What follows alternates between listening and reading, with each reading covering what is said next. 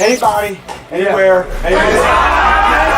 It's time to take command with former NFL tight end Logan Paulsen. This pass caught by Paulsen, the tight end. And from 106.7 The Fan, Grant Paulsen.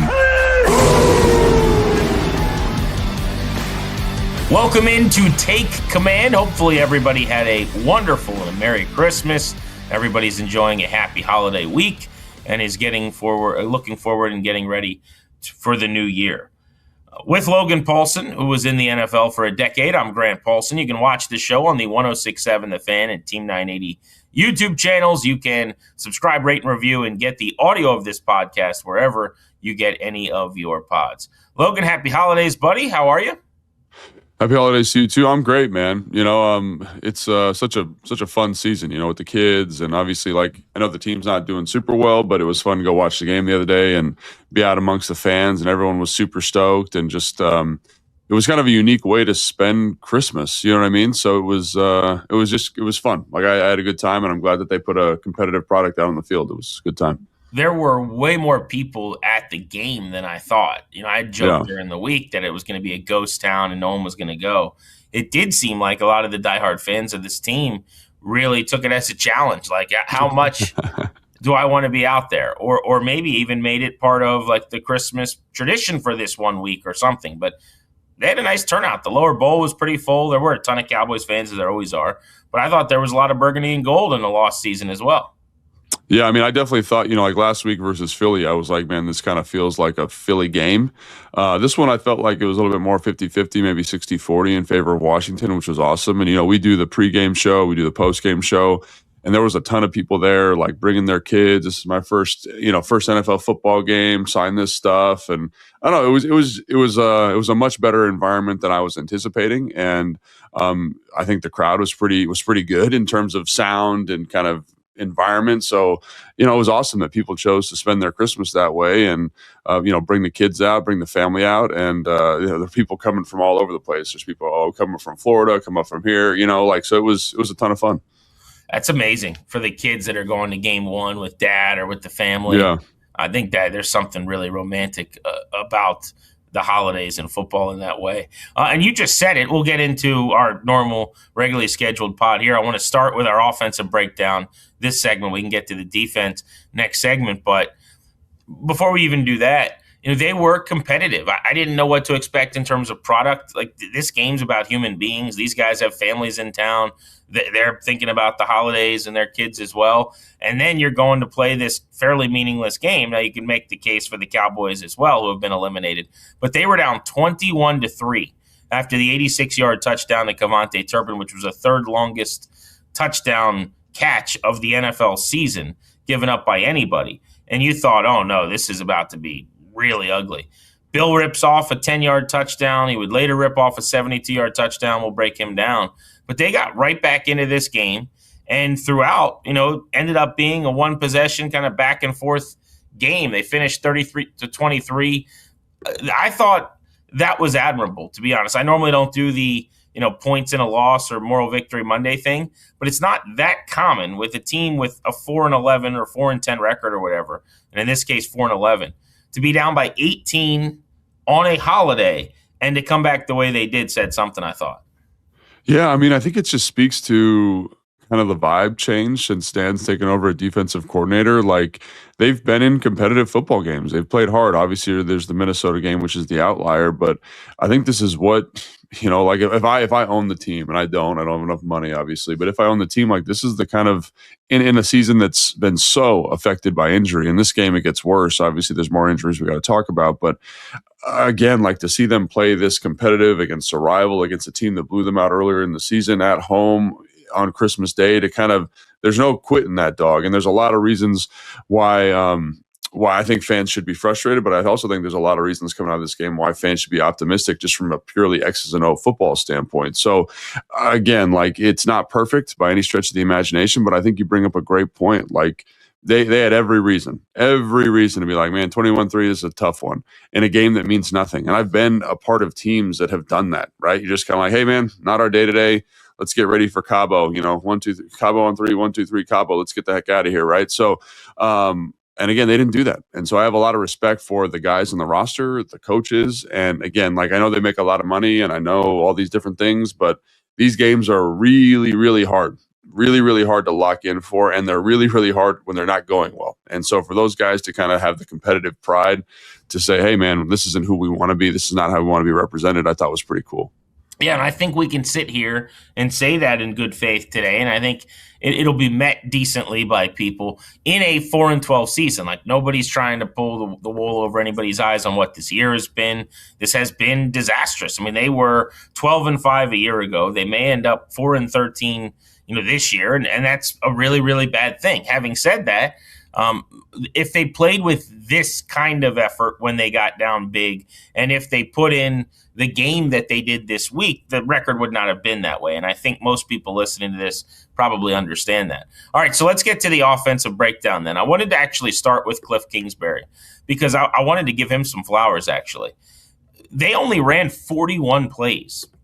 When I buzzed back through just looking at this, Logan, 41 plays is nothing. Just as a comp, okay, just so people are on understanding, the Cowboys ran 87 plays in this game. I have 92 plays written down with penalties obviously included, but that's like it's just such a drastic difference in time of possession and how you handle the football. Close to 18 minutes time of possession. But where I wanted to address Cliff here is in those 41 plays, boy, did they get some bang for their buck.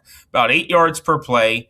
I thought he was in his bag a little bit. They even tried to run a trick play, double pass thing that ends up getting sniffed out, so they couldn't run that. But in terms of percentage of explosives, and we can go through some of the specifics, 72 yards, 41 yards, 30 yards, 29 yards. Like this was as good as it's gotten this year in terms of that percentage of 25 plus, as well as the yards per play. They did some really good things offensively with a third string quarterback in there, no less, so hadn't started in years. Yeah, man. And, I went back and watched the game last night also, because I'm sitting here at 12 o'clock watching the game back. And the thing I thought that they really did a good job of is they understood what Eberflus wanted to do, right? Like they said, hey, he wants to be a cover 3 type guy, and these are going to be his change-up pitches, right? So, on the first drive of the game, I think that's a great example. They're running some type of middle field closed, looks like cover 3 to me, and they hit a little out to Traylon Burks. They hit a comeback to Terry McLaurin, and then it's like, okay, now we're going to get into man coverage, and they end up running that screen to Deebo Samuel. So it just is the screen good versus cover 3? Yeah, but is it great versus man? Absolutely. And so the setup really puts them in a position where you get Deebo in space, one-on-one with a player who's kind of like, way deep in the way away from the line of scrimmage, and he obviously, puts the hurting on that guy. But I just thought like from a play calling standpoint, from when the plays were called and the types of plays that were called, I thought he had a really good understanding of what Eberflus wanted to do and wanted to be, and I think it shows, right? And I think again, like the play volume number is so interesting to me because I think it shows a couple things about like healthy offense. One, it shows like the importance of explosive plays, right? They're in this game and the time of possession is so skewed. The number of plays run is so skewed. And really, to me, maybe the most important metric in football is explosive plays, like for offensive production, right? If you find a bunch of explosive chunks, you're going to have an opportunity to win the football game, right? So the other thing I would point out, though, is it also shows the shortcomings of that philosophy. And so like the other metric I'd look at is like their third down percentage, right? And it's been kind of the issue for them all season is like in these critical high leverage moments, like they can't seem to convert on third down. And the one that comes to mind is that 3rd and 1 after the missed field goal in the fourth quarter where they're driving down to go score. They have a 9-yard run by Bill Krosky-Merritt. It's second and 1, and they don't end up getting a first down on that sequence. So I look at that stuff and I'm saying like, yeah, the explosive plays were awesome. I thought Deebo had his best game maybe since the Chargers game. I mean, would you agree with that, Grant? Like that's kind of the last time that he was I thought utilized that way. In the first half, he was on his way to his best game of the year and kind of settled in. But yeah, I agree with that. Yeah, 100%. So, and again, just like the lack, for whatever reason, the lack of that consistency on third down, I thought raised its head again today for whatever reason. But again, like to your point, with a third string quarterback, a bunch of young guys playing a lot of football, like this was this exceeded all expectations for me in terms of what I thought the offense would be capable of on Sunday. We'll talk more about this when we break Thursday. down the defense next segment, but you referenced third downs just to give those numbers. Washington was 1 of 6, 17%. Dallas converted 8 third downs, 8 for 20, but they were 6 for 6 on fourth down. So really that's like 14 for 20 when you get them to third down that they stay on the field, which is why you end up seeing that play discrepancy, that we're talking about. On Cliff here, the screen catching him in the right look is obviously called, and that's on him. How much of that is Josh Johnson, though, as a veteran? There was so much consternation this week about, playing Sam Hartman, and I still think getting young guys at this time of year a chance, like what else is the point of them? Having said that, like when you talk about, okay, they're running this in the middle of the field, they're kind of, this is muddy, so let's just throw this out real quick, get it out of my hand. Like that's a veteran quarterback, knowing where to go with the ball. How do you divvy up the credit there between Cliff hitting them with the right calls and Johnson kind of reading it out? And how do you see that? Well, I definitely think so. A couple things here. One, I think the defense that they're playing against is not a good defense. The Dallas defense at this point, right? They get into simple looks. They kind of played like traditional spot drop zones, and the last couple teams they've struggled with played like these aggressive match coverages. So this is a little bit of an easier out. And I think understanding what they're going to do, I think I give a lot of credit to Cliff, but also Josh Johnson. I think it's like almost equal in terms of who gets the credit. Obviously, Cliff's calling the plays, he's designing the offense, so I think you probably got to give him a little bit more credit. But I think when you look at Josh Johnson's performance, like he does a lot of really good stuff. Like there's a play like where he starts on the offensive right. It's 3-by-1. He's kind of working through his progression. It's not there. He whips back and rips the comeback to Terry, which is pretty fantastic. So I just think, again, for Josh to come out and do what he did. And again, I think the other thing too is like this is the type of game when you have a backup quarterback that you need to call to Cliff's credit, right? You need to get, like here's a reverse, here's a double pass, here's, you get an explosive run, like what was it, 74-yard run. That's awesome. You get an explosive play off a screen. Like those are not high leverage throws. So you're not saying, hey, Josh Johnson, go back there and absolutely deal. It's like elements of your offense are hitting in a way, like kind of that. Remember we talked to, I don't know if I've talked to you about this before, but one of the things that Kyle used to say to me all the time, or say to the offense all the time, was we need to find 5 to 6 explosive plays. And I thought Cliff did a great job of finding 5 to 6 explosive plays, right? The screen, the reverse, the long run. There's a outside zone run in the red zone, which ends up being 15, which I would characterize as explosive. So like they found them, and I think it deleveraged Josh Johnson. But when Josh Johnson had to make a play, I feel like he did a great job with it. Yeah, I thought he played at a level that answers some questions as to how is a guy like Josh Johnson stay in the league as long as he has? How has he played on as many teams as he has? This guy's 39. He'll turn 40 in May.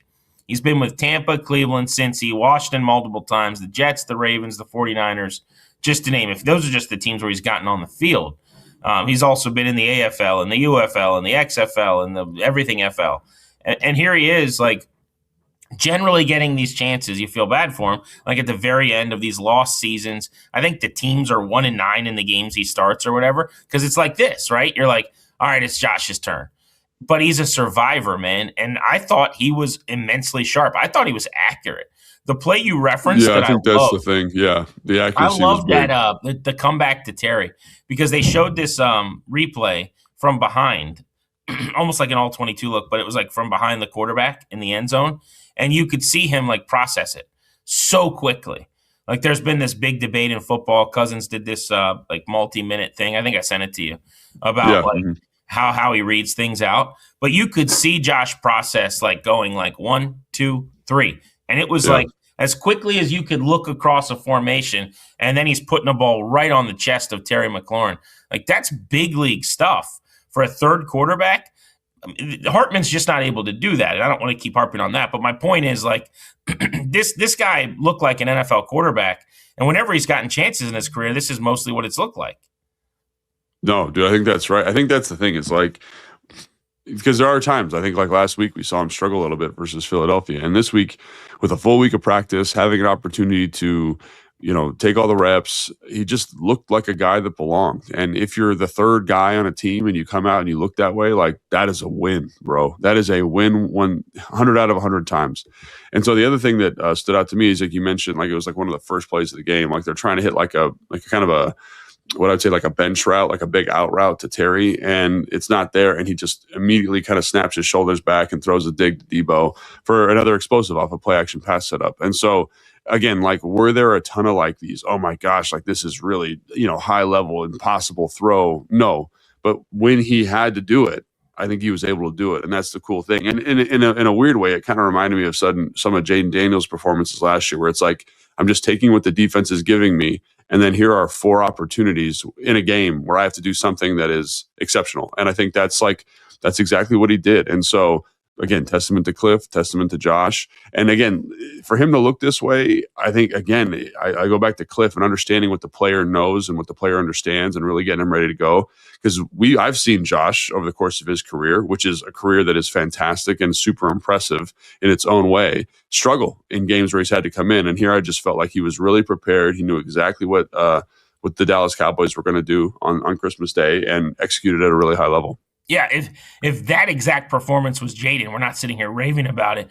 But I would say they didn't ask him to do a ton, but he was pretty accurate. If it was Mariota, I would have felt pretty good. Because it was a third quarterback, I mean, I kind of watched that. Like, look around when third quarterbacks play. Like, look at Max Brosmer or whatever yesterday for the Vikings. They had like 4 net passing yards. Like, when you get down the depth chart like that, it's normally a really, really ugly, gross passing game. So for him to come out and go 15 of 23, make the right reads, be decisive, throw for about 200 yards, hit some explosives was a big deal. This is a little off the beaten path because we don't care that much about the Cowboys, but frankly, I care about the lack of health of that defense because I want it to continue. How much of their problem, because watching this game, you kind of are like, man, they're easy to move the ball against right now. Like, it felt a little bit like Washington at its worst, or when things weren't as good, where it's like stuff's open middle of the field, the out routes and the screens are hitting for big plays. Like, is it an Eberflus problem or is it a personnel problem or both? Like, do you think Eberflus is back with them next year? Yeah, I think that's the thing that after watching the game and after watching some of their games earlier this season, I do think there needs to be an evolution of what he's doing personally, and so, like, whether he's back or not, I can't speak to that. I don't know how he's received in the building, but one of the things, like, just because I watch this defense every week, I break it down. I talk to Fletch, Smoot, Sean Springs, like, these guys are smart dudes. And, like, when this defense is at its worst, like, that's what the Dallas Cowboys defense was doing the other day. Like, I mentioned the spot drop issue, right? Like, and I think this goes back to the Kirk Cousins video you sent. Like, so this is going to be a long story to get to a point here. So I went to Tight End University a couple of years ago, and Dallas Clark, who's one of, like, my favorite players of all time, did a presentation. And so he got up there and he's like, hey man, like, this is cover 3, this is cover 2, this is how I run my seam versus cover 2, this is how I run my seam versus cover 3. And I was sitting there watching the film, and this was probably 5 years ago now. And I was watching the film and I was like, no team in the NFL plays cover 3 like that anymore. They just don't. It's just like exactly like you would draw it on paper. I have this third, you have this third. They don't do it that way anymore. It's this really complicated match. They're kind of, everyone says, like, we're matching hot spots, we're matching route concepts. And when you watch good teams, it's like, yeah, that's quarters, but it looks and kind of feels like man coverage because it condenses the picture so much. And so yesterday, or on Thursday on Christmas, versus the Cowboys, you're like, why do we consistently have free access, hitch access over here? You know what I'm saying? Like, that's because we're spot dropping like cover 3. Like, that's how you would do it. That's how when I played. Dallas Clark thing. Yeah, like, that's how they did it when I was playing, and when Dallas Clark did it, right? It's like, we're gonna get out of here. I'm gonna hit the out every single time. And his philosophy, his defensive philosophy, is that it's 100% bend but don't break. That's what it's been since he's been in the NFL, right? We're gonna keep everything in front. We're gonna tackle well. And so when you don't do those things well defensively, when you don't tackle well, when you don't rally to the football, this kind of softer, more traditional coverage shell, it just doesn't work because you give up a 74-yard touchdown run. You give up a big play on a screen in man-to-man coverage, right?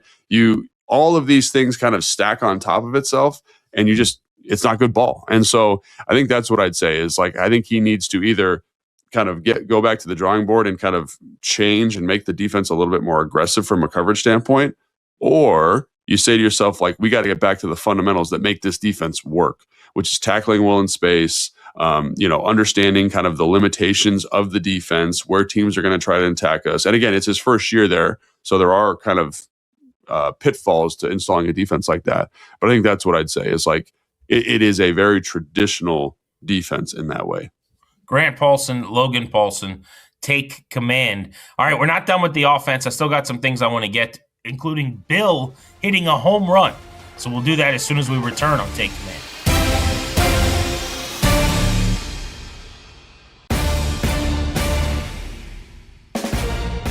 Welcome back, Take Command with Logan Paulsen. I'm Grant Paulsen. We've been talking about Washington's offense against the Dallas Cowboys as Logan broke down the tape, and we're reviewing the ball game. We'll get to the defense in just a bit, and then I want to look ahead to the end of the season and some bigger picture things because, frankly, at 4-11 now, 4-12, that's kind of where we are in this season. But, Logan, let's get to the explosives themselves. You had a 72-yard touchdown run by Bill. You had a 41-yard Johnson pass to Deebo Samuel where he's pushed out of bounds. That was on the screen. You had a 30-yarder. That was Johnson to Chris Moore. Pretty nice play, but get down the field. It was 15 yards and then, tack on 15. Mesh. You had the 29-yarder Samuel to Deebo again on the Deebo. I should say that was on the Deebo run. And then you had the 27-yarder Josh Johnson, middle of the field on like a throw to Deebo. By the way, early in this game, you said, was this his best, half or whatever? God, Deebo was great. He was healthier. Like that explosiveness. I'm not trying to turn this into a negative, but like we did not see that most of the year. This was very early season Deebo Samuel. He just looked like a man possessed. Yeah, I brought that up on the postgame show with Santana and B. Mitch. And Tana's instantly like, man, I think he's healthy. And Tana, man, he's an awesome dude. He's like the best guy. And he has this uncanny ability to tell you if a dude's hurt. Like he should get into like horse betting or something like that. Cause I mean, he just has this, this crazy, like we'll go out and watch practice. He's like, man, he ain't right. And I swear to you, the next day that dude will be on the injury report. And it's like 100 for 100. Wow. And so like he'll go out and watch practice or watch warmups even and be like, yeah, I don't think he's feeling it today. And again, Tana goes out, and this is the first time I think he's been healthy. So Tana's like my barometer for the health of a player. I don't know what he's looking at exactly, but he's got a great feel for it. And he's like, yeah, I think this is the first time in a while that he's felt like himself and been a part of the game plan and executed at a high level. Does this only work for football, or can I stand in front of Tana and he could tell me like, hey, your liver needs to be looked at. Let's make sure your kidneys are functioning correctly. It usually has to do with people running, but we can give it a shot. You know what I mean? We can throw you out there, see what he comes up with. You know what I mean? My guess is if he sees me running, he's going to think I ain't right. That's probably my guess, but I can't be for sure. But yeah, I just thought the way they used him was really good. Like the other thing about this too is on the Deebo run, there's space. On the screen, they get him at the perfect time and he gets going downhill. The difference between Deebo on plays where like he can get the engine revved up, I don't have a better way to put it, but it's like the 18-wheeler coming downhill. Like once he starts going, get out of the way. And there were just more of those plays. You could kind of tell 5 yards into a Deebo play. Could this be a big one, or is this kind of dead in the water? Because he's not like twitchy. He's not gonna make you miss really. This is like a guy that's gonna run through contact. And they just had. Right. I thought that he had more fortuitous kind of looks early than he typically does too. Yeah, no, I think that's right. I think the screen's a great example. So they've tried to been getting him on screens all season, and they've been kind of running these traditional, what I would call, like we've talked about it before, slammer screens, right? Where it's like, hey, you're going to step up once, to take one step up, you're going to come back to the football. Yeah, so the pursuit to the football in those plays has been really high level. And so I've always been like, man, it feels a little bit stagnant. It feels like you can really see when they're trying to get to the screen. And so I actually thought the setup on this screen was like chef's kiss, right? So you got run action away, you fake the toss, you bring motion across the formation with Traylon Burks, and they're in man coverage. Everyone's running to the ball, running over here. And then for him to kind of get this set up to the perimeter and then kind of run the slammer screen back the other way, I thought was great. And so again, like the way they designed some of these opportunities, I thought were really, really good. The reverse, the way it hit, the way you got a block from Terry, and the way they kind of played through the block. So Terry's got to crack the first linebacker off the ball in the box. That guy blitzes. Terry does a great job kind of staying on track, getting a hat on a hat in terms of the guy running downhill. Connolly does a great job getting up to the second level. So does Biotish. And Ben Sinnott absolutely murders the guy in the perimeter. So you got great execution versus multiple looks. And also, I do think they took advantage of some of the limitations of this defense. And one of the things about this defense that's come up week on week is their linebackers specifically have terrible eyes outside of Overshown, who didn't play, right? They are just like dogs to a ball. Like there's no like conception of like, hey, I need to maybe slow play this, or I need to maybe like wait till the quarterback actually hands the football off before I start running in pursuit. And again, I think that they one of the things we talked about is like taking advantage of the second level of this defense. I thought they did a great job of that. And I think that like the screen is a great example of that. The play action pass shot to Debo, like those linebackers, Grant, are within 5 yards of the line of scrimmage. So it's like, oh, the corner's not there. Let me throw this big dig. And there's nobody in the shot except for the guy that's trying to match him outside in from the cornerback spot. So I think Cliff like understood the assignment, understood where this defense was weak. You see it in the play design on the screen. You see it in the play design on the reverse. You see it in the play design on the play action. And again, you're able to find some of these explosive opportunities that really speak to Debo Samuel's skill set. It's funny, as you're talking, I'm thinking about Cliff. I find grading his season so complicated because there have been some weeks like this where I'm blown away and really impressed. There's some weeks where maybe it's the opposite, where you're like frustrated with how it looks. And you're like, hey, let's try this. Let's do this. But also, he's dealt with so many injuries. I mean, there's so many man games missed. It's insane, right? So I wonder, like, I go back and forth all the time on this, but I think that it's very possible that he still gets head coaching interviews. I know that everyone seems to think that like the bloom is off the rose in that regard this year, but look around. Like there's not OCs that are hot candidates really. Clint Kubiak is one guy that's going to get a head coaching job. Outside of him, I think you're hard pressed to find coordinators, play callers who are definitively better candidates right now or hotter candidates than like Cliff Kingsbury would be. And that's not to say he's had some banner season. The numbers are going to be the numbers, but what do you think the interest is going to be? Would you be surprised if he got interviews off of some of the tape and how this year went?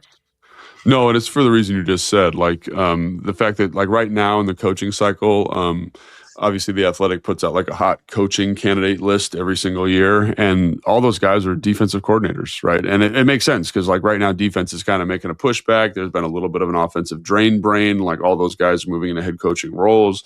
And so again, I think probably next year there's going to be an influx or surge of offensive coaches. But I think like you've talked about, like if Grant Paulsen was a GM, he would want an offensive coordinator to be the head coach, right? Because the offense is like the driver of the team, right? So get that guy to stay in the building. So I'm sure there's other GMs, other ownership groups that have similar philosophies and want an offensive play caller. And so in this year, which is a little bit down, like you look down the short list, you're like, who would it possibly be?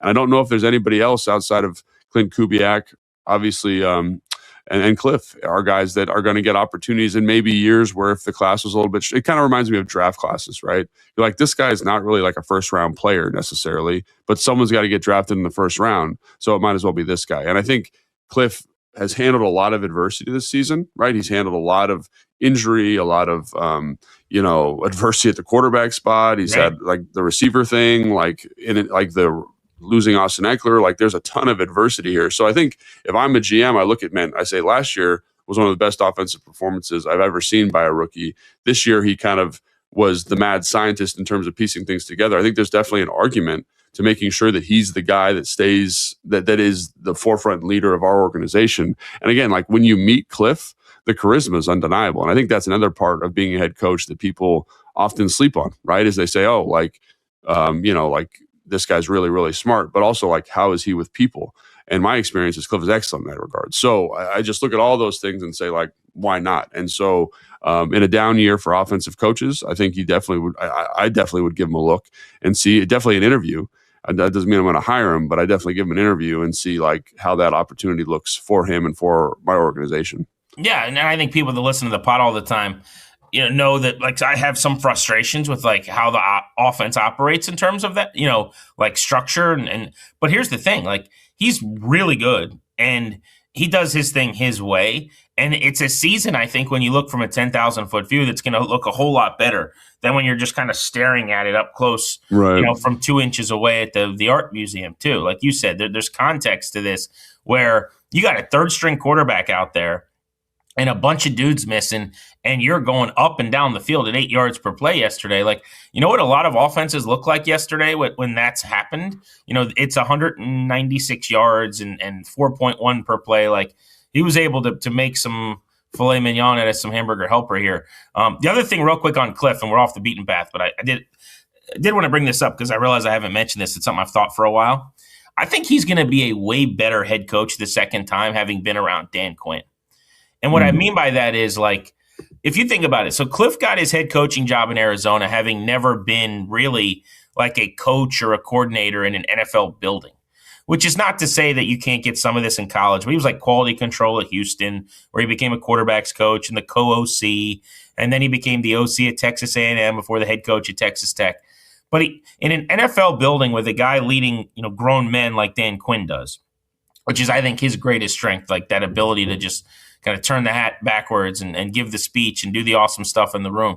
Like, just being around that and seeing the, I'll use my brotherhood bell here, ding, like whatever that is, I think anyone's going to be a lot better for having been around that. And the fact that Cliff got a head job having never been an assistant in an NFL building is pretty rare, honestly. And it's hard.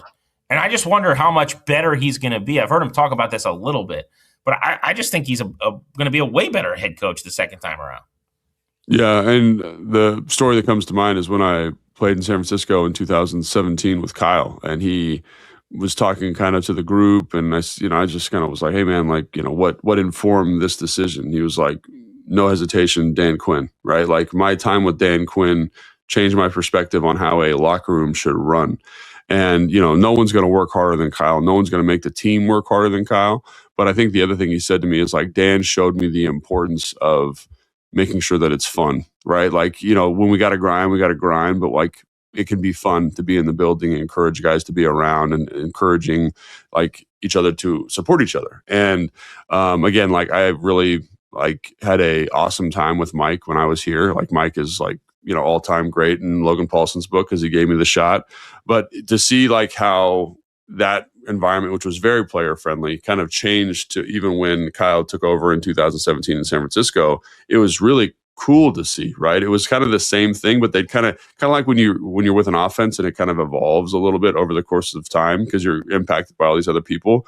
And the environment was like so much more playful, so much more jovial. And again, like, we worked our tails off in San Fran, and anybody who goes up to San Fran talks about how hard they work, but it was a lot of fun. And I do think like that's one thing that Dan, for whatever reason, just brings wherever he goes. And every coach that, Mike McDaniels, like, was with a Matt LaFleur, like, they've carried some of that environmental element. And I would 100% agree that I think Cliff would be, I think he's a bright dude. I think he's a hard worker. And I think understanding the interpersonal relationships that are required to run an NFL team, like, I don't know if you're going to get a better masterclass than what Dan Quinn does, to your point. So I think it's fantastic. And again, like, I don't want Cliff to go, but I think he's a very talented person. And I think like talented people get interviews and they get opportunities. And we're talking about his growth cycle here. And I think being around Dan is definitely going to help him be a better head coach whenever he chooses to take that opportunity. If I had to guess, I'd say he'll be back because it might not be the perfect situation, and you would have another year to work with Daniels, and maybe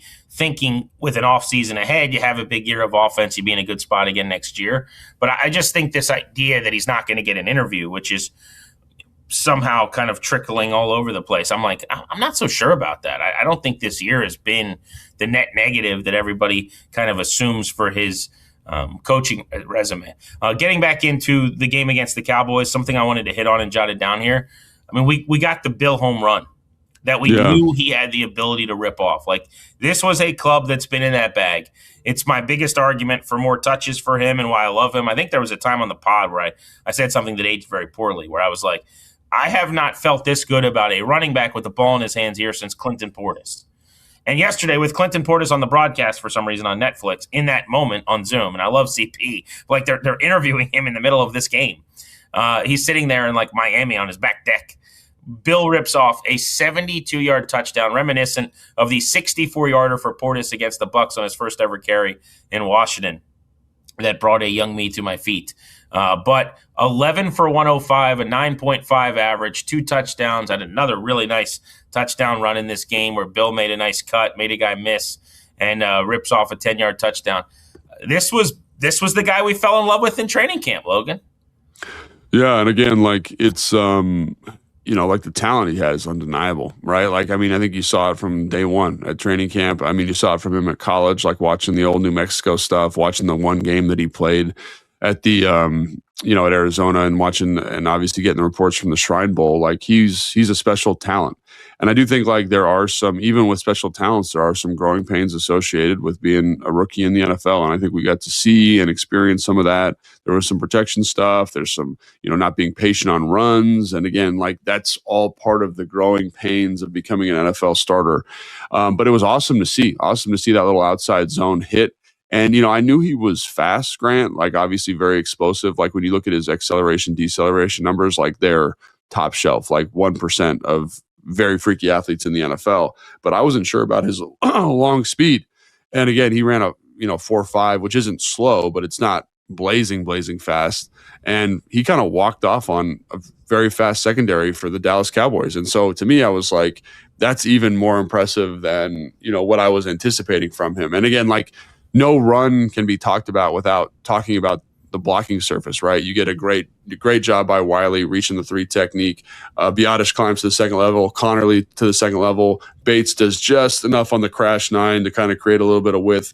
Traylon Burks is blocking the safety, and Connor and excuse me, Bill Krosky-Merritt makes the corner miss, and that's exactly what you want. And then he lets kind of his God-given ability take over, and he just outruns the defense. And so, to your point, talking about Clinton Portis and the home run ability and all these different things, like that's what you're looking for. I think that's when they draft him in the 7th round.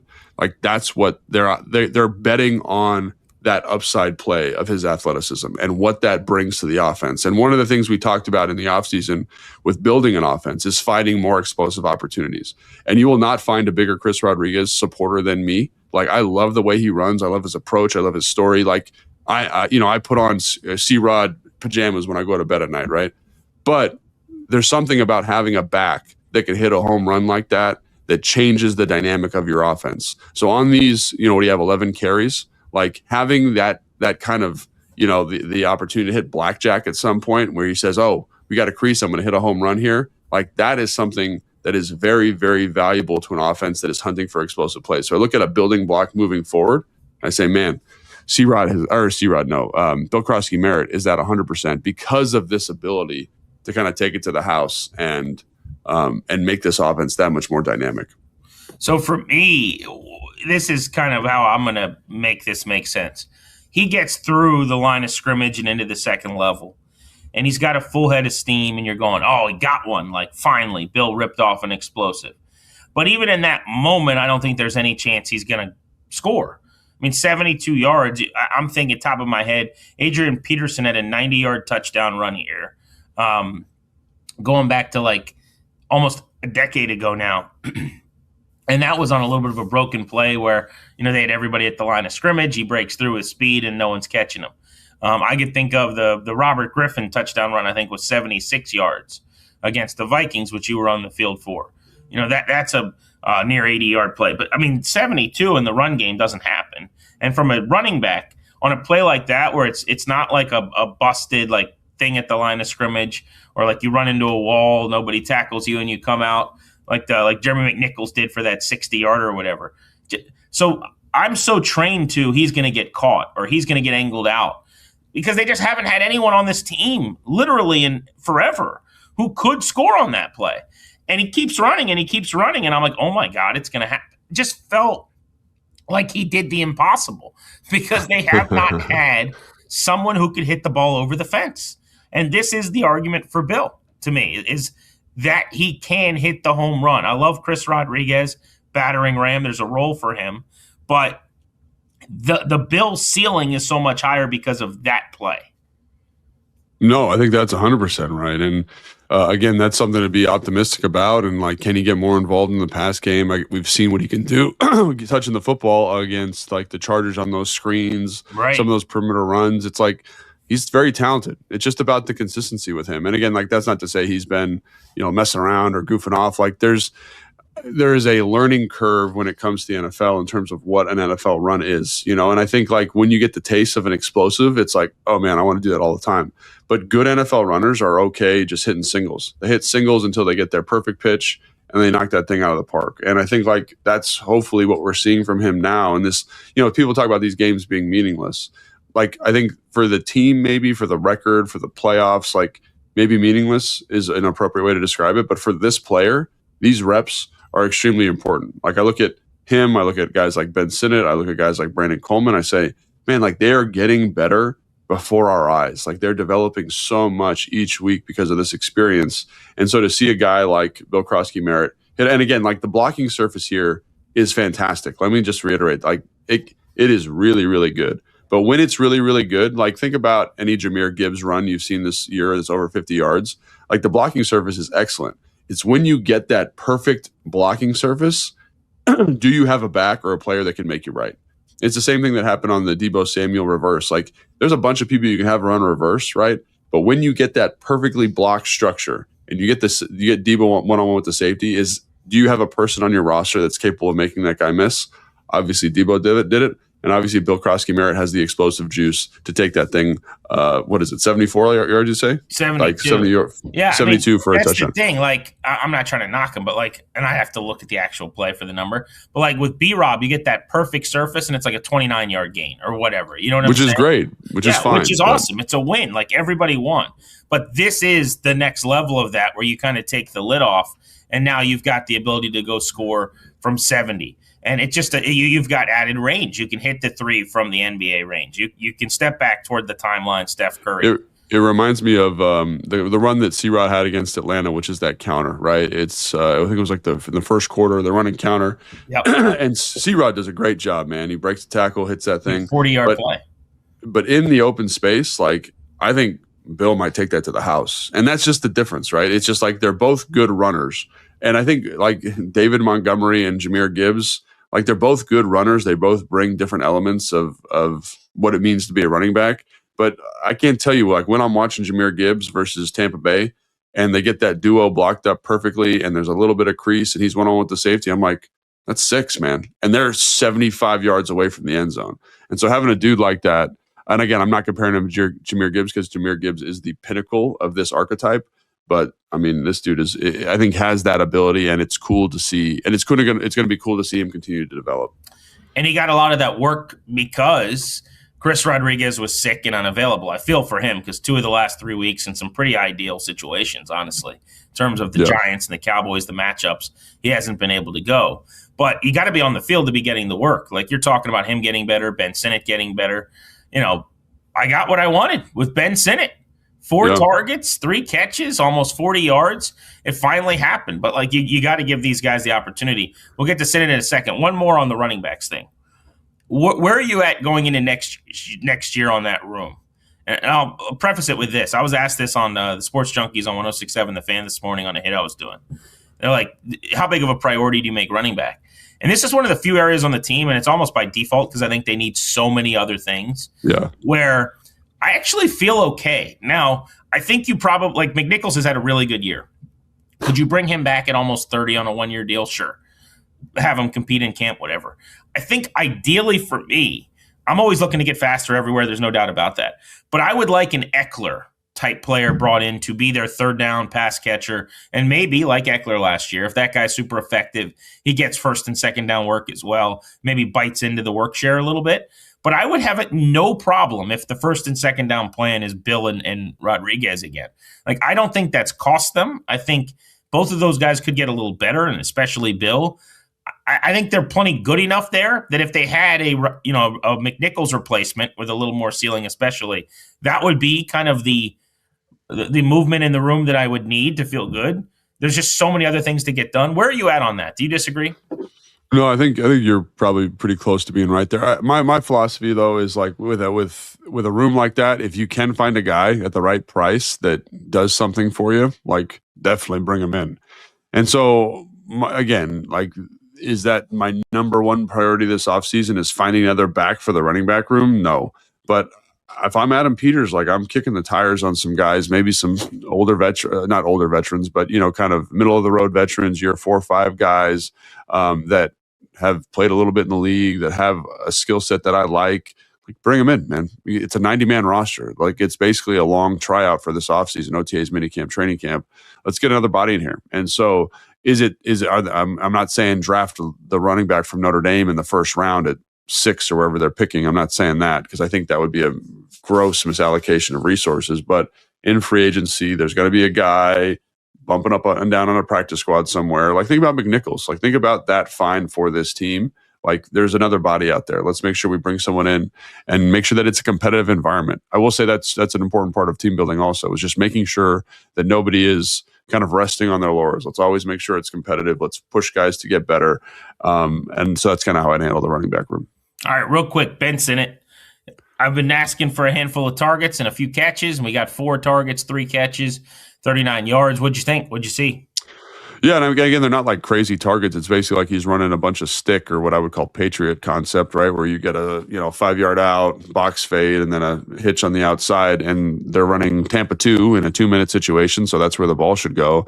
And old Logan Paulsen has got a couple of those, padding the stats a little bit in 2-minute situations. But I think it's great because it's an opportunity for them to get some film. Like, one of the first kind of little stick routes that he catches, he kind of does like a little, takes a false step, kind of loops around. Like, as he gets better, he's going to catch that football, drop step that thing, and turn that into a 10-yard gain as opposed to a 6-yard gain or whatever it is. So I think it's great for him to get these moments, these experiences. Like, he's in in the red zone, right? Where Josh Johnson takes the sack and he's working the pick route to for Traylon Burks, and obviously Josh works the other side, but like, just to get those reps banked for him, I think is extremely important. Like, we had another really good seam, like Josh throws it to Terry, or he's trying to look for Terry, but Ben does a great job of pushing for a little bit of width, getting the guy to widen, slipping underneath. And I think that's all these reps for Ben. He strikes me as a guy that learns by doing, and it's very hard to find a guy who learns by not doing. He kind of learns on the whiteboard. But every week I just see him kind of maturing as a route runner, maturing and understanding the spacing and getting more confident. And one of the things that I had a hard time with earlier in the season was, like, I just felt like he was always in the biggest rush on his routes. And you're like, man, like, be patient. And you're starting to see shades of that patience come through. We talked about it in the New York Giants game. Obviously here in this game, there's a little bit of him being patient in terms of how he's running routes. And I think that's so awesome because, again, with Zach's injury, like, there's going to be a space here on this team. And again, much like the running back room, I'm not saying like just anoint Ben as the guy that's going to get that opportunity, but I think he's developing a really solid foundation where, like, if this guy has to play a ton for us next year, it's not like, oh no, it's like, okay, yeah, let's see what Ben's got. And like, maybe with a good offseason, he earns more of these opportunities. But this, to me, is such a foundational element of him having an excellent offseason moving into 2026. Yeah, the game is certainly slowing down for him at this point.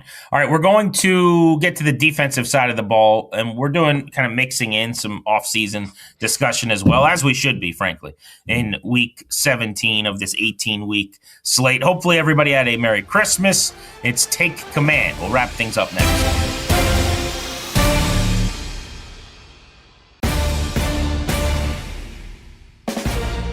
Welcome back to Take Command. Logan Paulsen played a decade in the NFL. I'm Grant Paulsen. You can listen to me on 106.7 The Fan every day from 2 to 6:30. Logan, how did you guys work Christmas morning? You've got 2 kids at home, so did you guys do like first thing in the morning, open presents, and then you're off to the stadium, or did you do a Christmas Eve thing? What'd you do? So we did Christmas on the 24th, like basically all day we did a Christmas. So, like my wife and I got them presents. So we did that in the morning from 9 to 12. And then the next morning, my in-laws came over while I was at the stadium and they did presents there. So my kids have had like 3 Christmases and my parents are sending stuff. So they're going to have a 4th Christmas here pretty soon. So my kids are really spoiled, unfortunately. So we got to deal with that. But Christmas was fantastic. It worked out really, really well. How did you do it? You stayed at home, right? Yeah, we did great. So we were traveling a bit. Not bad, but a couple hour drive, like each direction. So with that, it just would have been too hard to get to the stadium. So what time do you think my 4-year-old woke me up on Christmas morning? Oh my God. I'm going to say 5:50. That's a great guess. We're looking for 4:28. Oh. 4:28 a.m. Right as Cliff Kingsbury was, driving to the office or whatever it is, turning on his computer when he's the only person in Ashburn. I've seen those Hard Knocks clips. But yeah, man, 4:30 in the morning. And I told him, I said, buddy, he was so excited Santa came. I said, that's awesome. That's really good. I said, but here's the deal. We're not opening anything before, 7. It ended up being, we got him to 6:30. So that's when we started tearing open the presents. But like he would go downstairs, he would come back up, Dad, you got pretzels. And I'm like, dude, that's awesome. Like I love pretzels.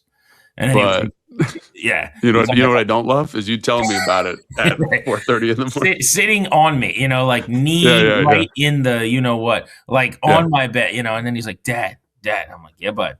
It's like 4:51. He's like, I could see that I got a soccer ball. And I'm like, dude, yes, I love that. Yeah, I love that for you. Yeah. This is perfect. Also, it's 4:51. So anyway,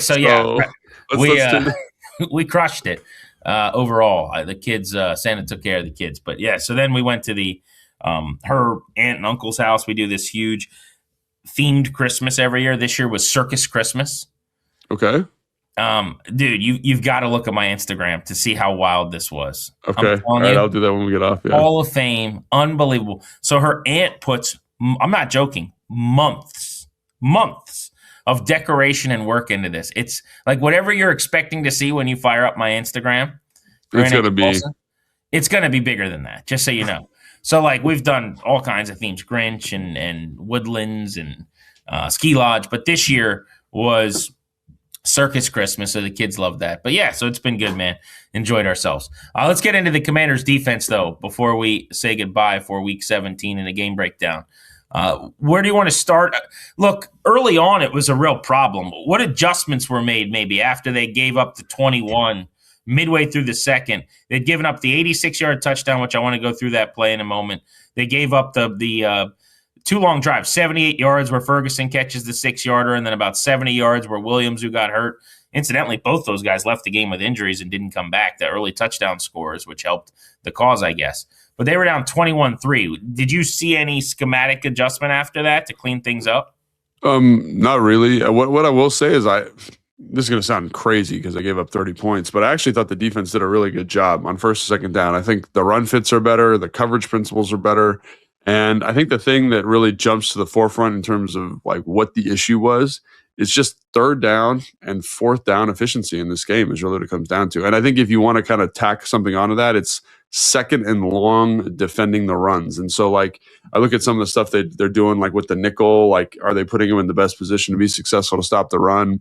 I'm not sure. Again, I got to talk to somebody who's smarter than me about defense. But again, like that type of stuff to me is the difference, because I think you're looking at decent coverage structure. I think you're looking at decent pass rush in certain situations. And again, I think the coverage is driving the rush here a little bit more than the other way around. Again, they still need to find kind of this, this stud pass rushing presence.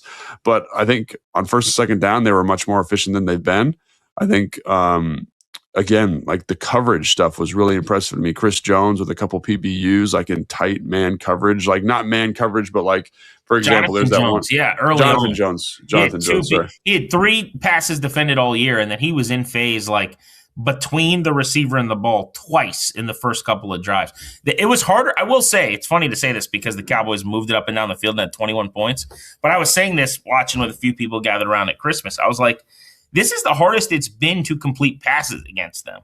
Like Dak Prescott was flirting with 50% complete all game long. And it's not like he was always like just missing open guys, which happens sometimes.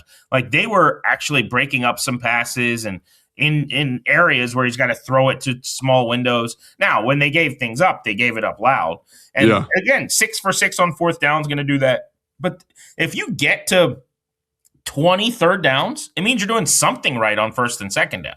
I think that was the thing that was so frustrating. I'm like, man, you did it. You did the hard thing. You got them to third, and a lot of these were third and long. I think the touchdown was a 3rd and 11, right? And so they're in like this cover 2 invert, and Quan Martin's playing the run through player in Tampa 2, and he just doesn't get any depth. And I'm just kind of like, and I don't know what the coaching point is there. Maybe they're worried about a draw or some type of scramble or something like that, and he's got to wait to see the quarterback initiate his drop. But there were just some kind of unusual mistakes, like in those down and distances, right? Like the second down runs were absolutely murderous, right? Like you get in, they kind of spread you out, they get you in formation, the nickel's removed from the box, and they would attack like with some type of quarterback, with some type of running back, like pop, like single back power, and it would just gash for like 15 yards. Here's a check down to Lipke they get to empty. you check to cover 2, you got to rally and make a tackle. It's going to be 3rd and 8 if you make a tackle, 3rd and 9. You miss the tackle, it's 3rd and 1. They convert the next time on a 4th and 1. It's just, that was the thing that was really, like, when I went back and watched, like, shoot, even the sack that Von Miller has, that Frankie Louvu kind of gets the roughing the passer call on, like that, like all of those moments when you look at it, you're like, on the whole, like, I do the green red thing with my ledger. Like, there's a lot of green in this game, man, of just good tackles, good run fits, good coverage. You're like, man, that's a big time football play. And then for whatever reason, on 3rd down, on 3rd and medium, 3rd and long, you get the miss. Like Mikey Sanders still missing a tackle on George Pickens, right? And he runs up the sideline for an extra 10 yards. And you're like, that is so uncharacteristic of Mikey Sanders as a player, right? Or whoever. And so I don't know. Like, it was a really interesting game to go back and watch, because obviously there was 90 plays or whatever it was, 87 plays. But on the whole, I was like, man, this is much better defense than it was earlier in the season, specifically in that first game. And yet they couldn't capitalize on these moments that they'd earned, these 3rd and longs, these 4th and 3 or whatever it is. And so I think that's got to be incredibly frustrating for the staff going back and watching the film today. Mikey's game in some way was symbolic of the team's game too, because I thought as the game went on, he did some good things. He had a big PBU, and I think it was the second quarter of the game. But that first drive is going to be rough for film study with the boys. He got trucked at one point. That's right. Yeah, it happens when you're willing and physical like he is. I mean, you're taking on big backs, and that was a gigantic back, and Williams coming downhill. That's going to happen. So he gets trucked. And then not long after that was the play where he kind of dives at Pickens' feet and gives up all the yak on that out route. But he kept swinging. He got back up. You give him credit for that. And similarly, you want to talk about symbolic. So I just looked it up. You're right. So 10 of their 20 third downs, half of them were 3rd and 6 or more. And in fact, 9 of the 20, so almost all of those 10 were 3rd and 7 or more. Most of those early, like the 10 that were not, came early. So on the opening drive, like some 3rd and 1s, 3rd and 2, stuff like that. So as they got them into those longer down and distances that you felt, not coincidentally, that's when they started to set up more of those 4th and longs and or get them off the field with punts as the game went on. But yeah, 10 times they were in 3rd and 6 or longer. I want to talk about Johnny Newton. What a game he had as a pass rusher. Johnny Newton is a guy, when they drafted him out of Illinois, that I was so excited about. I'm not going to sit here and pretend to have watched a lot of Illinois games. But what I do is I ask people around the league normally. I'm like, hey, what do you think about this guy? I have buddies that, some of them that are involved in scouting departments or whatever.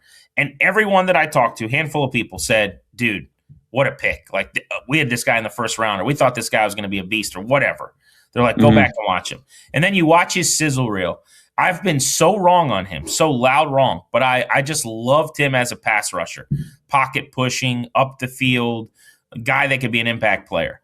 And damned if he didn't look like he was back at Illinois in this game. Like 2 years in, Logan, I've basically just not closed the book, but I'm like, all right, I just was wrong. This is not a thing.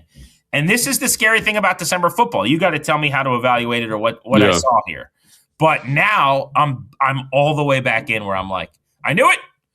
He's the guy from Illinois. This is a beast pass rusher. Like, it's going to happen. He unlocked and it was 3 sacks, but it was 4 plays. He had 2 half sacks. Yeah. He had 2 full sacks. So effectively involved in 4 sacks for this team, where he was a pain in the butt for the Cowboys. This is kind of what I thought games would look like semi-regularly, and they just haven't. Yeah, so obviously really stoked for Johnny that he has a performance like this. I think, okay, so I'm trying to figure out the best way to present this information to people at home, right? So like when you talk about like pass rushing, right? There's like something to my eye that I would characterize as a win, right? You've got quick hands, you get to an edge, you're pressing the quarterback, right? To me, again, like these are good plays. So don't like, this is not, I'm just trying to give context to it. I don't think he has any rushes of the rushes that you described. I think he has like a 22% pressure rate in this game, if I'm not mistaken. Where he's like definitively winning, like just clean win to the quarterback getting the football. And so I do think a lot of this is just he got more opportunity in pass rush situations, and he's a great worker. Like his work rate is incredible. On runs, it's great. In pass situations, it's great. And so he's working. And then the first one, Preston Smith kind of flushes him right to him, right? Bobby Wagner flushes him right to him, right? The one that he has is like a pass. It's like a play action pass. He does a great job kind of shoulder overing, but Kinlaw picks the guy that's kind of trying to block him, and he gets a free run to the quarterback. So these are good plays, and I think it's really good for Johnny to get this level of confidence and for us to be talking about him in this way. But I still think for him to be like this quote-unquote stud pass rusher that's winning all these reps and, winning one-on-ones as a pass rusher, like, I think he's still got a little ways to go to be that. But when you see this, to me, this is what I'd say to fans, is that, like, I think you're seeing the foundation being set for a guy that can and deserves a larger role next year. But I want to kind of temper expectations to say this is the outlier at the moment, not the rule, in terms of a guy who's going to have a bunch of sacks moving into next season. Two things. His statistical performance was incredible. Like, he may win Defensive Player of the Week in the NFL. I'm not joking. He had 9 tackles, dude, at D tackle. He had 9 tackles in this game. I'm with you. He had 3 sacks, which is like, hey, Myles Garrett called. He wants his game back. He had 5 quarterback hits in this game and 2 TFLs. If he doesn't win Defensive Player of the Week, I'll give you $1. Like, his performance was ridiculous statistically. Now, what you're saying, contextualizing it, is 100% true. I'm not arguing with you. I'm just saying, you find me the last time, and I might look this up as homework and text you. I think it was 2015. Preston Smith. Actually, I was on the team when he did it. That's the last time someone had 3 sacks in a game. So that's a good stat. I was going to say, when a D tackle on this team has had 9 tackles, 3 sacks, 5 quarterback hits, and 2 TFLs. So this is a question I got for you. It's been 20 years. I have a hard time with this. Is they double count sacks as tackles? Do you know that? Yes, I do know that. That always bothers me. It's like, this is a sack. It's like, you know what I'm saying? It's anyway, that's a conversation for another day. But they as quarterback hits, they don't count as tackles for loss. So they do. They'll count them as, like, it depends on what service you're using, but they'll count them as like, so that 9 tackles, 3 of those are sacks, right? That he's gotten over the course of the game. And of course. Yeah. So that always is like, I don't understand why we double count those. But the TFL stat, I believe, and I'm just clarifying this on the site here, sacks do not count as tackles for loss. The TFLs, I believe, are generally in the run game. Okay. But yes, but they count as tackles, and there might be sites that count them. But I agree with you. There is some carryover generally. But yes, here's, I guess, my larger point, Logie. You go back after a game, and you find a D tackle that had that many tackles, sacks, quarterback hits, and TFLs. I'm saying it's like a 98th percentile statistical performance. Now, that does not mean it was that dominant. I'm joking when I say he's Myles Garrett. Like, it didn't feel like that, obviously. That's not my point. But my point is, for a guy that normally plays 26 snaps, and we're like, was he on the field or not? Right. This was pretty damn good. My question, I guess, is when you talk about this is just a guy getting more opportunities and, like, he's a hard worker, which I see that when I watch him. There's nobody that chases plays down with his, like, right. I mean, isn't that a thing? Like, he is hilarious to watch, like, as a chase down dude, or just like running down the field after a play. Like, I do love that about him. But I guess my point is, then why wouldn't he play more? And I think it's, and that brings me to the run game. Is he as bad against the run as I perceive him to be? So that's a good question. That's a good question. And kind of a hard conversation. Better way to say it. But. Yeah. So what I will say is, I think, like, he's not the biggest guy in the world. He doesn't have the longest arms in the world. And I think he does struggle in certain run situations, right? Physically, he's always going to struggle, right? But again, like, that being said, like, so does Kinlaw. And, like, I want to talk about Kinlaw here for a second, like, after we talk about Johnny. So I do think, he struggles against the run. And I think there are times where he's not super dynamic as a pass rusher. Like, he just gets sticky to blocks. And I think a lot of that is just him growing as a player. And so I think this is an excellent performance by Johnny to get these kind of tackles, to get the sack production. Because again, like, sacks, say what you want about them. Like, and again, I'm kind of trying to put some context on it. Like, you got to be around the football, right? Smart, because it's necessary after a game like that, where I'm just like, it happened. Right. And so, like, those are all good things. But I think this does not mean to me that he's arrived. This is a really good performance, something that can be built upon. So that's something that I think is really important. You know what I mean? It's just important context. And that's all I'm trying to do. Like, I'm so happy for Johnny. I think this is great. It's a great performance. But again, it's not like this is going to be happening every week, I don't think, just based on what I've seen. And again, he puts himself in a good position to make this happen often because of how hard he plays. But there are some physical limitations, some technical development that needs to occur for him to become the player that I think you're thinking of. Like, B. Mitch was kind of like, oh yeah, he's like built like Aaron Donald. And I think there's always going to be that comparison because of the body size and shape.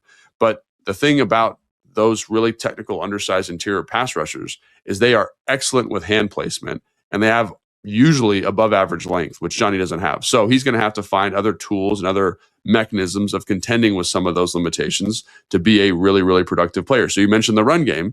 I think like there are times where I'm like, man, this is not good. He did not take this double team on well. But there's a couple plays in the game, like we just talked about, where they're trying to run this pitch to the perimeter. He does a great job fighting over the down block and runs down a running back. And he's 300 pounds. Like, that's fantastic, right? There's another couple where he's playing on the back. He's playing to the front side gap. He plays across the guy's face and makes a tackle kind of two gapping, which is exactly what you want to see. But that's going to take time to continue to develop. And I think it's important just to say, like, yes, are we excited for Johnny? 1,000,000%, man. This is a great performance. He should be really stoked about it. But it's also like it is a step. It's not the end destination. And he's got to keep working to get to like this dominant player, or this really significant player that I think everyone was expecting when they drafted him in the second round. It's a great point, and you can see why Logan Paulsen contextualizes better than anybody, and there's value in bringing that to the table. Yeah, and if it sounded like I was saying like this is now what he's going to be every game, that's not how I feel. No. Right, I know you weren't saying that, but just like I was talking to Tana when I was talking to B. Mitch, exactly. I'm like, everyone thinks this guy is like God now. And again, like he had a good game, but and I hate doing this because it's like I'm pouring cold water. But it's important. But here's what I would say: like, first of all, it's just a reaction of like, man, we've all been waiting, and he's such a good dude, and like you want this for him, right? So there's a little bit of like cart before the horse stuff.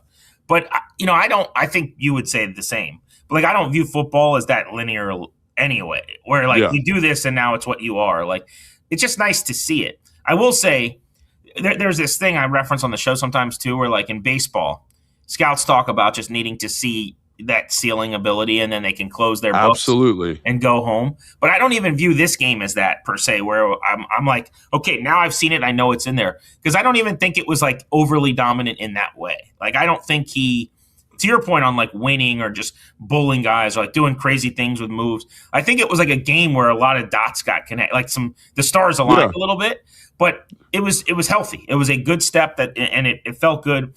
With him, I do wonder, I jokingly talk about like, oh, the guy I predicted out of Illinois. I don't know that guy's ever walking through the door, but I just wonder if he can improve enough against the run to become a well-rounded, really good player. Or if this is like a dude that you bring out on passing downs. Because I always knew he was small, but he plays in the run game. Like, he gets moved easily, in my opinion. And that leads to problems. So even in this game, they were getting gashed in the run. You're like, damn, where's Deron Payne when you need him, right? Like, they were getting chewed up in the first half. And then he, on a passing down, he'd make a play. And I'm not saying that was all his fault, but I'm rooting for the guy. It was good to see him produce. Frankly, this is what a lot of us have been wanting. Between Newton, Bill, Sinnott, like a lot of the kids got involved. Traylon Burks flashed. Like, give me these games at the end of the year every time. Lastly, go ahead, one thing I wanted to finish this on Johnny Newton. So one of the things I think people are going to go look at is like PFF run grade Johnny, and same thing with Kinlaw. And one of the things is I actually think the run defense has gotten better as their grade has decreased. So I looked up like how they measure good run defense, PFF. So if people are looking at that, just to give you some context here, they give you a minus if you finish attached to a block. Okay. So what Kinlaw has been doing, what Johnny have been doing a good job of, is they've been sitting double teams and really like holding gaps much, much better than they were earlier in the season. And I think we've seen a much significant improvement in the run game in terms of run defense. Like, Bobby's getting a bunch of tackles, Frankie's showing up, Jordan McGee's playing better. We feel the safeties in the run fits a little bit more, right? And I would look to those guys as a big reason why that's gotten better. And just to give the context of like, well, people say, oh, he had a 40% run grade or whatever the heck it is, right? they are grading it in a way that I think is different than the coaches here are asking them to perform. And so with regards to Johnny specifically, like I think he actually had a pretty good game in the run fit this week. He's holding his gap. He's making sure guys are getting to the second level. Exactly right. Same thing with Kinlaw, whose grade has gone through the floor, but you don't feel the splash plays. But in terms of playing in the context of the defense, I think both those guys did a good job of that against the Dallas Cowboys. Logan Paulsen, Grant Paulsen on Take Command. All right, one last game now for the Commanders coming up in Week 18. They play the Eagles again. We'll see if Philly's playing any starters. One of the big storylines this week going into that game will be Philly going for a 2-point conversion Washington didn't like, leading to a brawl, leading to Dan Quinn taking some issue with it after the game. But we'll save all that for an upcoming pod. Logan, Merry Christmas and a Happy New Year coming up to the Paulsens. Next time we chat, we're previewing the Eagles, man. Enjoy what's left of your holiday. Thanks, man. You too, buddy. Always a pleasure catching up. Big thanks to our producer, Evan O'Brien, for Logan Paulsen. Grant Paulsen saying so long. Thanks for checking us out on Take Command.